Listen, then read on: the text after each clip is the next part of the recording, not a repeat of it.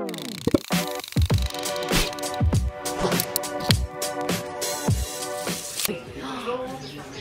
les longs, ça remonte tellement que là je t'ai pas remonté aussi. Ah oui, donc c'est vachement beau. Oui, le Concile d'amour. Ouais, c'était en fait, j'étais dans une école de théâtre qui était liée au théâtre du gymnase. Le professeur s'appelait Olivier Maltanti. Et voilà, je jouais Jésus. Jésus qui fumait des spliffs et qui était tennisman. Et à la fin, j'étais une femme.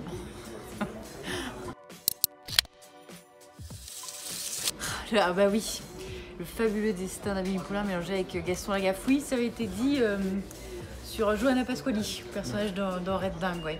Une sorte d'Amélie Poulain qui était très enfant, entrée dans la découverte et qui fait tellement de conneries que difficile de ne pas évoquer Gaston Lagaffe. Ça, tu fais tout le temps des gaffes en fait aussi.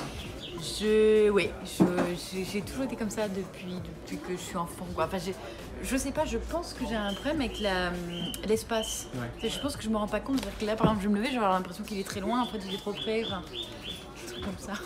Mais il faut que je fasse moins de gestes. Voilà. Ah, Charlotte Brandstrom. J'adore Charlotte. Charlotte, c'est une des premières qui m'a fait travailler. J'avais commencé, j'avais une figuration, c'était à l'époque où j'habitais à Marseille. Et voilà, bon, j'avais une figure et puis elle m'a vu, là, elle est pas mal cette fille-là. Puis elle m'a rappelé, j'ai eu un plus grand rôle et puis j'ai fini par faire Disparu avec elle. J'avais un récurrent de cette série que j'ai adoré. Et non, on a un très très chouette rapport toutes les deux. C'est une très bonne réalisatrice. Et puis ceux qui t'ont choisi au début, tu te rappelles, pas beaucoup. L'Ours, premier film au cinéma, j'ai vu avec mon papa. Et voilà, je me rappelle toujours de la scène de la mort de la mère. Je suis un peu traumatisée, mais sinon c'était génial. Mon père ne savait pas quoi faire de moi, il m'avait emmené au cinéma. Il a bien fait. Il a bien fait. Je crois qu'avant on avait fait resto moule frites. C'était parfait aussi. Ah oui, les défauts peuvent devenir des qualités. Ouais. Oui, j'avais écouté une émission de radio, je sais plus laquelle, je sais plus sur quelle émission. Et Lindon, et c'était une époque vraiment où ça avançait pas beaucoup pour moi. J'étais à l'école de théâtre à Paris, bon j'étais assez seule quoi.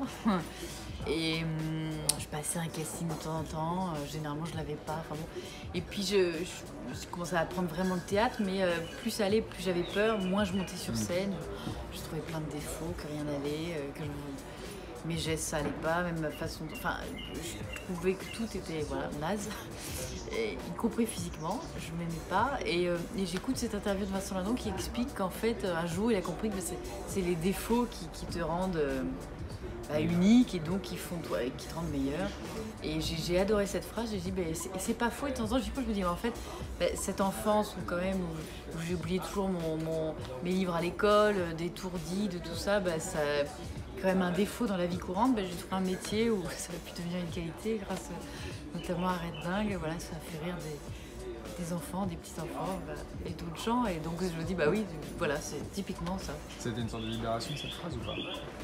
Ouais, ça a été un petit truc que je me suis dit, c'est pas bête, on cherche, quand on est comme ça dans l'inconnu, dans un milieu qu'on connaît pas, on voudrait des conseils, on voudrait quelque chose qui puisse t'aiguiller. D'un coup, je me suis dit, ça, c'est une bonne info. Ah bah oui, quelle longue. J'adore cet endroit, c'est mes racines, je suis marseillaise. Et voilà, c'est un endroit, je me promenais beaucoup là-bas quand j'étais petite, en famille, voilà, puis il y a le resto au bout, là, on mange côte de porc pâtes, donc ça c'est pas pour me déplaire non plus, j'aime bien manger. Et voilà, et puis c'est par là que j'ai décidé que j'allais monter à Paris, et d'accepter que je voulais faire ça, et qu'il fallait que je change de vie. Je me suis face à la mer, je dis bon là, ça n'avance pas mon dossier, donc voilà, je suis rentrée, j'ai dit à mes parents, je suis désolée, je vais prendre la tangente, je vais essayer de faire ça. Bon, ça m'évoque beaucoup d'amour. C'est marrant parce que c'est évidemment des personnages, des acteurs, des artistes que j'ai vraiment adoré enfant, ado, puis j'ai continué à les aimer. Et, voilà, c'est super de ne pas avoir été déçu, ça aurait pu être déceptif. J'en attendais beaucoup. Non, j'ai pas été déçue. Franchement, c'était. Et justement, j'avais vu Eddie sur scène tu avec l'as mes vu, parents. t'as vu la chèvre, je sais pas combien de Ah, la fois. chèvre. Tu l'as vu, je sais pas combien de fois. Ça devait être bizarre justement de rencontrer enfin Pierre Richard. Ouais, c'est très bizarre. Et à la fois, en fait, j'ai tellement l'impression, c'est très bizarre. Donc, t'as l'impression que tu connais la personne, t'as vu tellement de choses. Non, et puis surtout, à un moment, pour que dans le jeu ce soit bien, il faut être très naturel. Donc, très vite, et puis parce qu'il m'a laissé la possibilité, c'est là la générosité des êtres, des artistes, quand c'est le cas, bah voilà, du coup on se sent très vite. Voilà, mais il avait été au courant qu'il y avait une comparaison grâce ou à cause au personnage de Red Knight. Il m'a dit non mais c'est très bien, il me dit bon non, ils sont quand même bizarres de nous prendre tous les deux dans le même film, ça va être compliqué. Je dis oui, comment? On va voir. Ah bah oui, alors ça, oui, c'est tout droit ou l'inverse. C'était ma toute première pièce de théâtre. Et tout est parti de là. Et puis je l'ai joué longtemps avec mon meilleur ami, Hugo Gonzalez. Et après, ça a été Sébastien Lalanne, parce qu'après, Hugo pouvait plus. Et non, ça a été le début de tout, parce que voilà, j'étais pas spécialement engagée. Et le fait d'avoir écrit cette pièce, ça m'a aidé à mettre les choses en place et puis avoir ce premier contact vraiment avec le public. Et c'est quelque chose, là ça commence à me manquer d'ailleurs de ne pas faire du théâtre. Mais ce que j'aime bien, avoir les gens en direct en fait. C'est un peu ce qu'on a en tournée au cinéma aussi. J'ai beaucoup fait ça pour les films avec Dany, avec Caméra, voilà, mais j'aime bien ce rapport en direct, ouais. Ah oui, Pascal Chomeil, ça. Ah ouais, vraiment, c'est la personne qui m'a fait la première me sentir bien et me sentir à ma place dans ce métier. J'ai longtemps, je suis quelqu'un qui doute beaucoup et qui a beaucoup de problèmes de confiance et je l'ai rencontré sur une pub Ikea et à la fin de la journée, quelque chose s'est détendu. J'ai dit ça y est, cette personne m'a vue, j'ai pas eu besoin d'être différente de ce que je suis. Et je l'ai vu aussi, on s'est vu et j'ai senti que j'étais devenue actrice là, en direct, c'est très bizarre. Et je me souviens toujours de ça quand je doute, quand j'ai peur, quand je ne vais pas y arriver. Je me rappelle de ce regard-là, parfois il riait sur les prises, Pascal, ce qui fait qu'il foirait les points, il fallait refaire. Mais cette espèce de naturel, que le mec était cueilli par les... Et je me dis, il faut garder ça, cette espèce de fraîcheur, c'est un truc avec l'enfance, quoi. C'est-à-dire que tu te permets de rire, tu te permets de... Voilà, et Pascal, puis c'est vraiment quelqu'un de merveilleux, et mon seul regret, c'est qu'on n'ait pas eu le temps d'en faire d'autres, quoi. Voilà.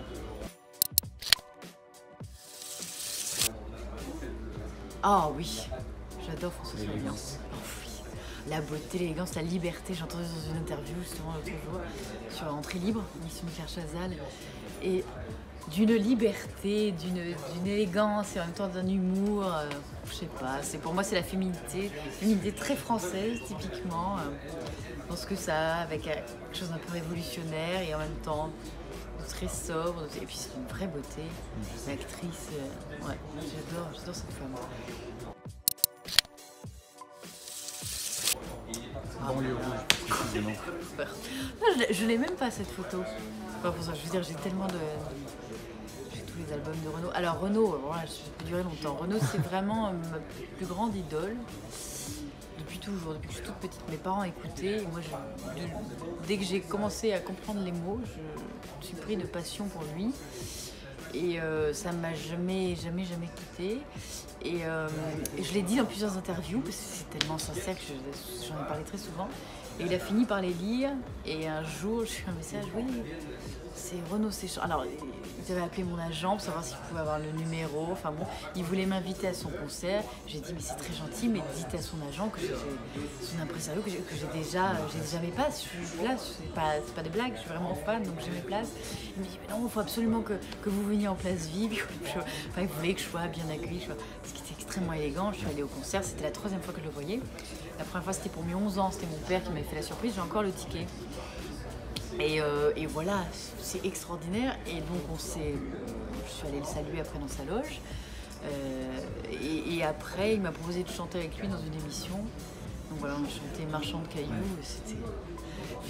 Et alors il était tout étonné que je connaisse absolument tout par cœur, j'avais pas besoin de lire, je lui ai dit mais c'est pas une blague, j'ai pas dit ça pour faire plaisir dans les interviews. Donc voilà, bon, c'est extraordinaire, c'est les rêves d'enfant, j'y croyais pas quoi. J'ai appelé mon père, je lui ai dit tu sais quoi? Il me dit qu'est-ce que tu vas faire? Je lui ai dit mais devine. Et il m'a dit voilà c'est un truc avec Renaud, je vais chanter avec Renaud. Il m'a dit tu réalises tes rêves, ma fille c'est bien. Voilà. Ah oui, j'adore ce film. Ouais, Clint Eastwood, c'est incroyable. C'est incroyable. Je trouve que c'est le thriller parfait. Tout est parfait. Ouais, c'est à même niveau qu'un Fincher. Ah ouais, c'est pas. Et puis il arrive à faire ressortir cette chaleur, ce truc pesant en Espagne. Il y a une moiteur quoi. Ce film est excellent. Vraiment, c'est tout ce qu'on a envie de faire quand on a envie Moi, j'aime beaucoup les thrillers, notamment en livre aussi, et en film, et vraiment, je trouve que tout est réussi. Puis on voit pas les ficelles, puis les personnages sont ambigus, c'est douloureux, mais en même temps, ça s'appesantit pas, c'est brillant. Ouais. Du chocolat? Chocolat chaud. Tu le renversais tous les jours? Ah, le matin, oui, bah oui. Oui, bah ça, voilà, ça a à voir avec les gaffes, mais oui, tous les matins on allait à l'école, le chocolat chaud par terre. Ma mère devenait dingue. Tous les jours. C'est-à-dire qu'en fait, ça faisait des vagues, c'est-à-dire que je transportais, et puis la vague devient de plus en plus grande, puis ça finit par partir. Je pense que des personnes l'ont déjà testé, hein. Je continue à faire ça avec mon thé. Bon, voilà, mon attaché de presse qui est là, je regarde, mais la première fois qu'on s'est rencontrés, je suis très contente de le rencontrer, puis je parlais évidemment avec des grands gestes, et j'ai jeté mon mug de thé entre gens. Voilà. On n'en a pas voulu, puisque nous travaillons toujours ensemble. Merci beaucoup. Je vous remercie.